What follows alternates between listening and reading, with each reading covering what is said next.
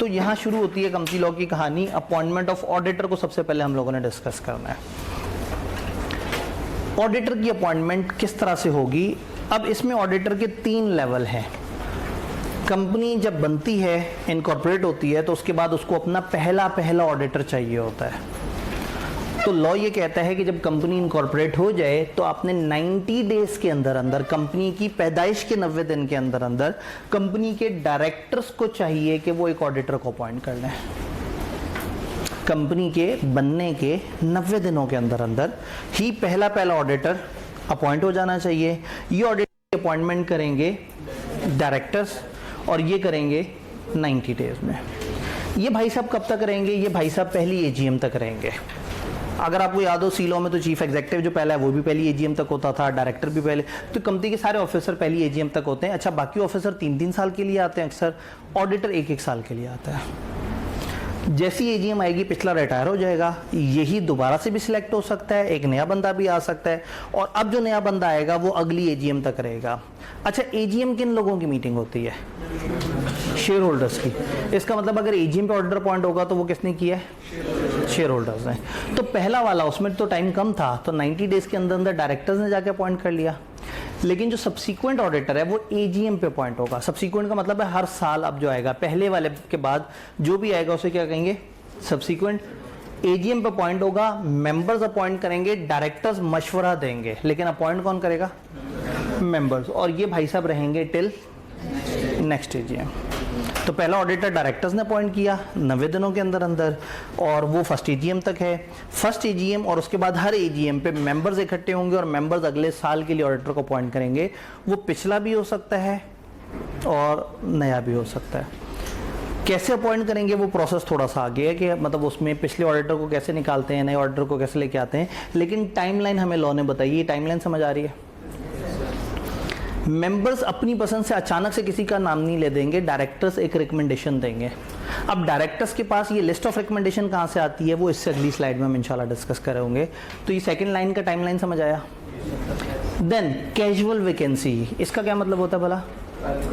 अगर ऑफिस में जगह खाली हो जाए, वो उसकी डेथ हो जाए, उसका लाइसेंस कैंसिल हो जाए, कुछ और इस तरह का मामला हो जाए, 30 डेज ऑफ वैकेंसी के अंदर डायरेक्टर्स इकट्ठे होंगे और ऑडिटर को अपॉइंट कर लेंगे। मेंबर्स का रोल नहीं है। मेंबर्स को के लिए ना हमें पूरी मीटिंग बुलानी पड़ती है। आपको याद होगा कि जनरल मीटिंग एक फिर एक्स्ट्रा ऑर्डिनरी जनरल मीटिंग करनी पड़े। अब सिर्फ ऑडिटर की अपॉइंटमेंट के लिए अगर हम सारे लोगों को दोबारा बुलाएं तो बहुत ज़्यादा खर्चा है। तो पहला ऑडिटर डायरेक्टर्स ने अपॉइंट करना है और कैजुअल वैकेंसी वाला डायरेक्टर्स ने अपॉइंट करना है। पहला वाला 90 डेज में करना है, कैजुअल वाला 30 डेज में करना है। उसके अलावा जो सालाना ऑडिटर अपॉइंट हो रहा है वो एजीएम पे हो रहा है, और वो कौन कर रहे हैं? मेंबर्स कर रहे हैं। तो मेंबर्स एक ही जगह है सालाना ऑडिटर के लिए। ऑडिटर का टेन्योर 1 साल है, वो एक एजीएम पे अपॉइंट होता है, और वो असल में अगले साल वाले जो अकाउंट्स हैं उसको जो एजीएम में प्रेजेंट होने वहां तक के लिए आया है। तो टेक्निकली ऑडिटर की अपॉइंटमेंट अपना काम शुरू करने से तकरीबन 7-8 महीने पहले हो जाती है। अक्टूबर एजीएम्स का मंथ है। पाकिस्तान की 90% से ज़्यादा कंपनियां अक्टूबर में एजीएम करती हैं। चूँकि 90% ज़्यादा कंपनियों का ईयर एंड होता है जून 30, और जून 30 से 120 दिन का टाइमलाइन होता है, याद है? तो 120 दिन का टाइमलाइन अक्टूबर की 28 को पूरा हो रहा होता है। तो अक्टूबर की समझें 15 से लेके 30 तक के दरमियान तक मेजॉरिटी ऑफ द कंपनीज अपनी एजीएम कर रही होती हैं। तो ये जहन में रखना है कि ऑडिटर जब अपॉइंट होगा तो वो गालबन अक्टूबर के आसपास का टाइम होगा, और उसका मेन काम 7-8 महीने बाद अगले ईयर के जून एंड के आसपास से शुरू हो जाएगा। तो ऑडिटर उस पूरे साल में मौजूद होता है जो साल वो वाला फाइनेंशियल ईयर है जिसको उसने ऑडिट करना है। इस दौरान ऑडिटर को तमाम जनरल मीटिंग्स के नोटिस भेजे जाते हैं।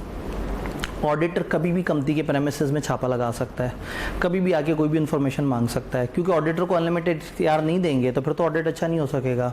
तो ये जो ऑडिटर अपॉइंट हुआ है ये तकरीबन majority of the financial year ये हक रखता है कि वो कंपनी में आ सकता है।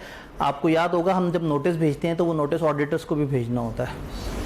अब ये इसकी मर्जी है आना चाहे या ना आना चाहे। तो क्या बेसिक कहानी समझ आई? अब सवाल ये है कि इसकी रिम्यूनरेशन कौन फिक्स करता है?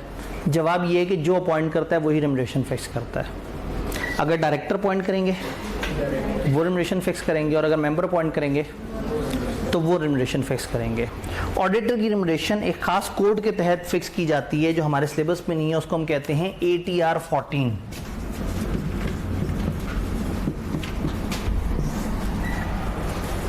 Auditing technical release 14। अभी ये इन्होंने होल्ड पे लगाई हुई है क्योंकि इसके ऊपर कंपटीशन कमीशन ऑफ पाकिस्तान ने ICAP के ऊपर केस किया हुआ था। क्योंकि इसके अंदर उन्होंने एक तो ऑडिटर का चार्ज आउट रेट बताया था और फिर मिनिमम ऑडिट फी बताई हुई थी जो कौन सी कंपनी के लिए कम से कम कितनी होनी चाहिए। तो कंपटीशन कमीशन को इस बात पे एतराज़ था कि आप ऐसे क्यों कर रहे हैं कि आपने एक मिनिमम फीस डिफाइन कर दी है कि आपका कोई भी सर्विस प्रोवाइडर इस फीस से कम पे ऑडिट नहीं करेगा। तो उन्होंने कहा कि ये गलत प्रैक्टिसेस हैं, ये वो प्रोहिबिटेड एग्रीमेंट्स हैं जो मार्केट में कंपटीशन को ख़राब करते हैं। तो इसके ऊपर ICAP ने अच्छा खासा केस झेला और कंपटीशन कमीशन की नज़र में ICAP मुजरिम ठहरा। तो इसलिए ये वाली नोटिफिकेशन अब बहुत एक्सप्रेसली डिस्कस नहीं होती और किताब से भी गायब कर दी गई है। ये बताती है कि ऑडिटर का चार्ज आउट रेट क्या होगा, यानी ऑडिटर की फीस कैसे होगी। तो कंपनी लॉ ये बताएगी कि ऑडिटर की रिम्यूनरेशन फिक्स करेंगे मेंबर्स या डायरेक्टर्स इन अकॉर्डेंस विद जो भी क्राइटेरिया है। और जो क्राइटेरिया है वो इस तरह की एक रिलीज होती है। ICAP ने अपना एक डॉक्यूमेंट निकाला होता है जिसमें वो कहते हैं कि पर आवर क्या चार्ज किया जाएगा। जस्ट फॉर अंडरस्टैंडिंग, सिलेबस का ऐसा नहीं है, लेकिन आप लोगों के सुनने में ज़रा आपको अच्छा लगेगा, आप लोगों को अपनी वर्थ का अंदाज़ा हो जाएगा। सन 2008 के बाद ICAP ने इस डॉक्यूमेंट को रोक लिया था। कितने साल पहले? आज से 16 साल पहले। उस वक्त चार्ज आउट रेट ये थे कि जो पार्टनर होगा वो 7,500 रुपये पर आवर चार्ज होगा। अगर एक ऑडिट में पार्टनर ने लगाए हैं 10 घंटे तो इसका मतलब है कि उसकी फ़ीस में 75,000 हम ऐड कर देंगे कि हमने इतनी इसमें सर्विस दी है। अगर सीनियर मैनेजर की बात करें तो 5,000,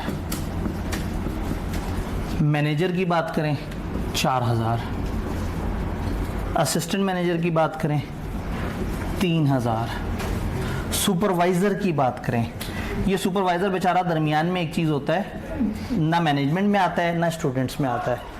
एक ऐसा स्टूडेंट जिसके आर्टिकल्स ख़त्म हो गए और वो डायरेक्टली मैनेजमेंट में नहीं गया, ज़्यादातर क्या होता है उसका पेपर रहता होता है या ज़्यादा पेपर रहते हैं, तो वो उसको मैनेजर के तौर पे नहीं लेके आते, उसे कहते हैं तुम सुपरवाइज़र बन जाओ।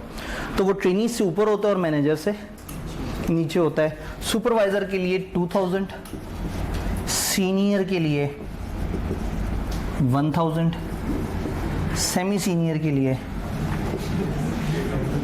750 रुपये और जूनियर ब्लडी जूनियर के लिए 500 रुपये। ये उसके लिए नहीं है, ये उसका चार्ज आउट रेट है। ये उस ज़माने के रेट हैं जिस वक्त 6500 होता था स्टाइपेंड। अगर एक ट्रेनी ने 13 घंटे काम कर लिया तो उसका वो 6,500 चार्ज कर चुके होंगे क्लाइंट को। और अगर उसने हर दिन 13 घंटे काम किया तो एक दिन के पैसे उसे मिल जाएंगे और 29 दिन के पैसे फर्म कमा लेगी। ये तो खैर अब नॉर्मल सिचुएशन है ना, 13 घंटे तो काम नहीं होता और ना ही 30 के 30 दिन काम हो रहा होता है। लेकिन कहने का मतलब है कि ये उस वक्त के चार्ज आउट रेट हैं जब सन 2008 चल रहा था। आज की डेट में इसको कम से कम आप ये देखें ना, ये 6500 ही देख लें जो सबसे स्लो बढ़ता है, ये बढ़ते बढ़ते कहाँ पहुँच गए 22,700 या 300 शायद, तो 3.25 गुना हो गया। तो इन सारों को अगर आप 4 गुना कर दें तो फिर आपको पिक्चर समझ आएगी। तो शायद पार्टनर का आज अगर ICAP रेट डिफाइन करना चाहे तो शायद वो 30,000 रुपये पर आ रहा हो, ये शायद 20,000 पर आ रहा हो, ये शायद 16,000 या 15,000 हो, ये शायद 12-10,000 हो, ये इसी तरह से। तो ये वाले भाई शायद 2,000 रुपये पर आवर चार्ज हो रहे हो। तो ये वो फिनोमेना है जिसके थ्रू ऑडिट की फीस बनती है। तो ऑडिट की फी होती है टाइम बेस्ड, वरना क्या होगा, ऑडिटर एक ऑडिट कर रहा है और ऑडिट के बीच में क्लाइंट वाले उसे इन्फॉर्मेशन नहीं दे रहा, वो नाराज होकर चला जाए तो वो कहें अच्छा ठीक है ऑडिट पूरा करते तो तुम्हें पैसे मिलेंगे, वरना नहीं। क्राइटेरिया ये होता है कि उसने जितने आवर्स काम किया होता है, उसके जिस रिसोर्स ने जितने आवर्स काम किया होता है वो उतने से मल्टीप्लाई हो जाते हैं और एक टोटल ऑडिट फीस बन जाती है। और ये सारी डिस्कशन हमारे सिलेबस में नहीं है, तो आइए सिलेबस वाली बातें शुरू करते हैं। सिर्फ समझाने के लिए प्रैक्टिकली कि आपको पता हो कि दुनिया में चल क्या रहा है। तो टाइम बेस्ड ऑडिटर की फी डिफरेंट होती है और रेम्युनरेशन वही देता है जिसने ऑडिटर को, वही बताता है, वही तय करता है जिसने अपॉइंट किया होता है। अब सवाल ये है कि क्या एससीसीपी बीच में इंटरवीन करेगा? जवाब ये है कि एससीसीपी जरूर इंटरवीन करेगा अगर कंपनी वाले कुछ गड़बड़ कर रहे हो। अगर पहला ऑडिटर 90 दिन में ना अपॉइंट हो, एससीसीपी आ जाएगा, वो करेगा अपॉइंट। अगर सब्सीक्वेंट ऑडिटर एजीएम पे अपॉइंट ना हो तो एससीसीपी करेगा। कैजुअल वैकेंसी 30 डेज में अपॉइंट ना हो तो ऑडिटर करेगा। एक चौथा है जो यहाँ सामने स्क्रीन पे नहीं है, हम पहले एक सवाल ले लें। ये ऑडिटर जो अपॉइंट करेंगे ये इंडिविजुअल होगा या ऑडिट फर्म भी हो सकता है? जी, अब जो ऑडिटर अपॉइंट हो रहा है क्या वो इंडिविजुअल है या ऑडिट फर्म है, उसकी तरफ थोड़ा सा आगे जाएंगे जब हम देखेंगे ऑडिटर की क्वालिफिकेशन क्या है। फिलहाल समझने के लिए ऑडिटर एक अकेला इंडिविजुअल भी हो सकता है और फर्म भी हो सकती है, लेकिन थोड़ा सा आगे हम देखेंगे कि कौन कौन हो सकता है। अभी डिबेट हो रही है वो अपॉइंट कैसे होता है, फिर देखेंगे कौन हो सकता है, फिर देखेंगे कौन नहीं हो सकता। और आईजीएफ को वही पोर्शन ज़्यादा पसंद है कि कौन ऑडिटर बन सकता है और कौन ऑडिटर नहीं बन सकता।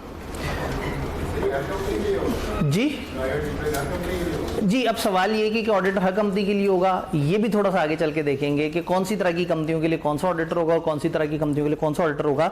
लेकिन मुझे बताना नहीं है, मैंने आपसे पूछना है कि क्या हर कंपनी का ऑडिट ज़रूरी है, और आप मुझे कंपनीज एक्ट के सेक्शन 234 के मुताबिक बताएंगे कि क्या ज़रूरी है या नहीं। 1 मिलियन से छोटी प्राइवेट कंपनी पे ज़रूरी नहीं है, उसके अलावा सारी कंपनियां कंपनी लॉ वाली उन्होंने ऑडिट करवाना है। तो इसका मतलब है सिर्फ और सिर्फ प्राइवेट कंपनी 1 मिलियन से नीचे पे ऑडिट की बात नहीं है। हम जिसको ऑडिटर कह रहे हैं वो वही ऑडिटर है जो उनके लिए मैंडेटरी है, जो आप लोगों ने कंपनी लॉ में जिसका जिक्र पढ़ा था। उधर सिर्फ एक लाइन ही थी कि एक ऑडिटर आके ऑडिट करेगा और उसके ऑडिटेड फाइनेंशियल स्टेटमेंट्स साथ अटैच हो जाएंगे, तो ये उसी ऑडिटर का जिक्र हो रहा है। तो हर कंपनी पे सिवाय प्राइवेट कंपनी जो 1 मिलियन से छोटी है ऑडिट करवाना मैंडेटरी है। लेकिन हमारी ऑडिट की किताब में वो रेफरेंस दोबारा नहीं है, जो कि ये मानते हैं कि वो बात आपको पता होगी। यहाँ हम देखेंगे कि कितने मिलियन से ऊपर ऑडिटर की क्या तालीम होनी चाहिए और कितने मिलियन से शेयर कैपिटल से नीचे ऑडिटर की क्या तालीम होनी चाहिए। लेकिन सारी बातें आज थोड़ी होनी है, अभी तो हम यहाँ की बात कर रहे हैं। जब यहाँ की बात चल रही है तब आगे की बात कर रहे हैं, जब आगे होंगे तो आप पीछे वाली बात याद कर रहे होंगे। ऑडिटर की अपॉइंटमेंट किस रूट से हो रही है, कौन अपॉइंट कर रहे हैं, समझ आ गया। और एससीसीपी 4 केसेस में अपॉइंट करेगा, 3 समझ आ गए। चौथा, अगर एक ऑडिटर अचानक से कंपनी में बैठा हुआ अपना बस्ता उठाए और चला जाए, कंपनी वालों से कहें कहाँ जा रहे हो, वो कहें नहीं मैंने नहीं सुननी तुम लोगों की बात। फिर कंपनी वालों से कहें तुम आते क्यों नहीं ऑडिट करने के लिए, वो नाराज होकर बैठा हुआ है। कंपनी वालों से कॉल कर रहे हैं, उसने ब्लॉक कर दिया। हुआ क्या है, क्या परेशानी है, कुछ समझ तो आए। अगर एक अपॉइंटेड ऑडिटर अचानक से रुस के चला जाए, नाराज हो जाए, अनविलिंग हो कि मैं नहीं करता ऑडिट, तो इसका मतलब है कि कुछ बहुत भयंकर हुआ है, कुछ बहुत बुरा हुआ है। शायद उसको किसी ने डरा धमका दिया है, शायद कोई और उसको इल्लीगल मामला नजर आया और वो दूर रहना चाह रहा है, शायद पता नहीं क्या कुछ हुआ है। तो अगर एक ऑडिटर, चलता हुआ ऑडिटर अचानक से कहे मैंने ऑडिट नहीं करना, तो एससीसीपी इसको मशकूक सिचुएशन कंसिडर करता है और फिर एससीसीपी आके ऑडिटर को अपॉइंट करता है अपने तरीके से। तो 4 केसेस हैं। एससीसीपी ऑडिटर कब अपॉइंट करेगा, जब फर्स्ट ऑडिटर डायरेक्टर ने 90 दिन में ना अपॉइंट किया हो, जब ऑडिटर एजीएम पे अपॉइंट ना हुआ हो, जब कैजुअल वैकेंसी 30 दिन में फिल ना हुई हो। तो ये 3 बातें तो ऊपर टेबल से मिल गई हमें। चौथी बात, appointed auditor are unwilling to act. जो ऑडिटर अपॉइंट हुए हैं वो अनविलिंग टू एक्ट हैं, वो काम नहीं करना चाह रहे। ऑडिट की जबान में से कहते हैं ऑडिटर ने विड्रॉ कर लिया है, ऑडिट छोड़ के चला गया, उसने कहा है मैं नहीं कंटिन्यू करना चाहूंगा। वो ऐसा क्यों कर रहा है आगे पूरे सिलेबस में हम बार बार देखेंगे, और मैं आपसे कहूंगा फिर वो वैसे ही करेगा जैसे वो अनविलिंग टू ऑडिट वाला मामला था। भाई कुछ कहना चाहते हैं?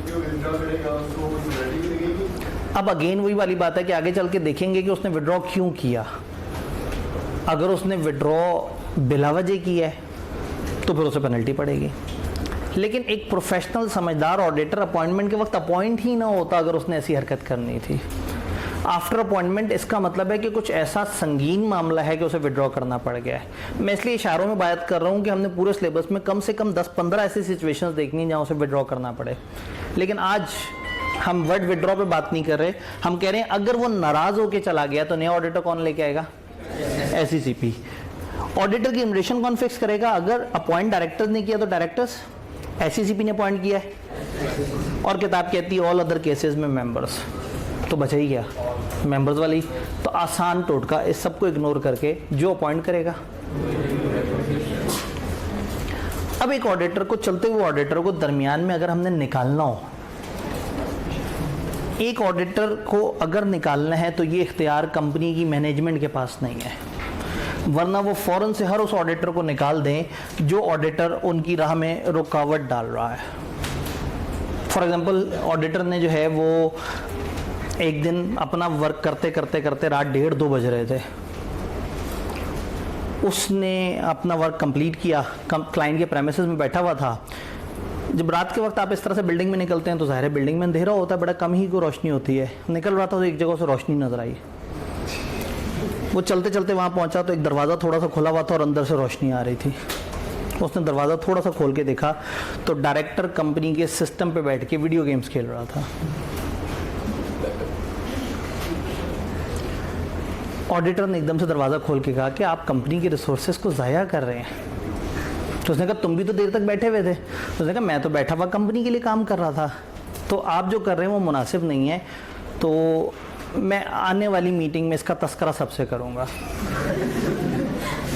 तो अगले दिन इसके आने से पहले पहले डायरेक्टर तो पूरा माहौल नहीं बना चुका होगा उसे निकालने वाला, इसकी किरदार कशी कर चुका होगा, इसके ऊपर इल्ज़ाम लगा चुका होगा, पता नहीं कौन कौन से वक्त कौन कौन से कैमरे से ली हुई कौन कौन सी वीडियो को किस तरह से प्रेजेंट करके साबित कर देगा कि ये तो चोर है, ये तो धोखेबाज है। तो लॉ ने ये इख्तियार डायरेक्टर्स को नहीं, चलते ऑडिटर को निकाल दो, वरना वो बहुत खुशी से आके उसे निकाल, क्योंकि ऑडिटर जिस पोजीशन पे उसे बहुत गेमें समझ आ जाती हैं कि वो डायरेक्टर उस टाइम पे कौन सी गेमें खेल रहा है, तो वो उसे सारी बात पता लग गई। तो अब डायरेक्टर चाहता है कि वो निकल जाए, लेकिन डायरेक्टर ऐसा चाहे तो ऐसा नहीं हो सकता। इसके लिए मेंबर्स की EOGM बुलानी पड़ेगी। अब ये एक तकलीफदेह अमल है, अपॉइंटमेंट के लिए नहीं बुलाई हमने, लेकिन अगर इसे रिमूव करना है तो जो भी ऑडिटर है उसको नेक्स्ट AGM से पहले पहले स्पेशल रेजोल्यूशन से रिमूव किया जा सकता है। इसके लिए एक बखेड़ा पालना पड़ेगा, मेंबर्स को बुलाना पड़ेगा, फिर वजूहात देनी पड़ेंगी, फिर ऑडिटर आएगा वो भी बताएगा कि मेरे साथ क्या हुआ है और ये क्यों मुझे निकालना चाह रहे हैं चंद पावरफुल हजरात। तो इसलिए लॉ ने उसको मुश्किल कर दिया। ऑडिटर को निकालना आसान नहीं है। हाँ, अगर मेंबर्स को लगता है कि ये ऑडिटर सही नहीं है, ये कंपनी के मफाद के अगेंस्ट जा रहा है, तो ठीक है, जिनकी कंपनी है उनको ऑडिटर पे भरोसा नहीं है वो निकाल दें, लेकिन मैनेजमेंट या दोस्त चावित गवर्नेंस या डायरेक्टर के हाथ में ये इख्तियार नहीं दिया। मेंबर्स निकालेंगे स्पेशल रेजोल्यूशन से और नेक्स्ट ऑडिटर इस केस में SECP के अप्रूवल से आएगा। SECP नहीं लाएगा, SECP की, यानी अगर एक ऑडिटर को निकाल दिया गया है तो SECP भी अलर्ट हो जाएगा कि क्यों निकाला, हो सकता है उसे मेंबर पे भी शक होना शुरू हो जाए। तो अब वो जो नया ऑडिटर आएगा वो SECP कहेगा जी इसमें मेरे से अप्रूवल लो, कि ऐसा ना हो कि उसको निकाल के किसी बहुत ही ऐसे ऑडिटर को ले आए जो थोड़े से पैसों पे बिक जाता हो। तो फिर SECP बीच में इंटरवीन करेगा, कहेगा नहीं ये ऑडिटर ठीक नहीं है, फलाना ऑडिटर ठीक है। अपॉइंट SECP नहीं करेगा, अपॉइंट कंपनी के डायरेक्टर्स ही करेंगे, लेकिन विद अप्रूवल ऑफ SECP। तो क्या ऑडिटर की अपॉइंटमेंट, रिमूवल, रिटायरमेंट समझ आई? रिटायरमेंट इसकी AGM पे हो रही होगी। AGM से पहले अगर निकालना है तो आपको हमेशा स्पेशल रेजोल्यूशन से निकालना पड़ेगा। एक पॉइंट जो सामने नहीं लिखा हुआ, SECP के अपॉइंट किए हुए को मेंबर्स नहीं निकाल सकते, क्योंकि वो SECP ने अपॉइंट किया है और SECP जाने और वो ऑडिटर जाने। और SECP कौन सा फर्स्ट स्टेप में आ गया था, कोई मुश्किल पड़ी थी तो SECP आया था। तो अब अगर उसने जो ऑडिटर अपॉइंट किया उसको मेंबर्स आराम से नहीं निकाल सकते। क्या ऑडिटर की ये वाली सारी जो बातें हैं समझ आई?